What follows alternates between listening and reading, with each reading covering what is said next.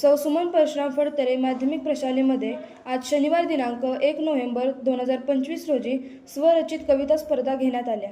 99वे अखिल भारतीय मराठी साहित्य संमेलनानिमित्त व कवी गिरीश जयंतीचे औचित्य साधून कवी गिरीश शैक्षणिक व सांस्कृतिक केंद्रामध्ये विद्यार्थ्यांच्या स्वरचित कविता स्पर्धा घेण्यात आल्या. नेहमीच बरं असतं. अभ्यास काहीही नसतं. काहीही नसतं. सर्व काही सोपं असतं. खेळायचं एवढंच असतं.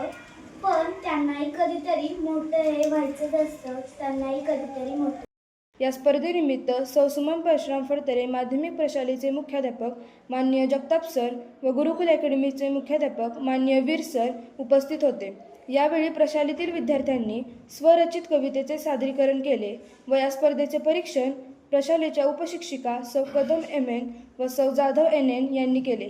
या कार्यक्रमाचे सूत्रसंचालन सौ जाधव KR यांनी केले.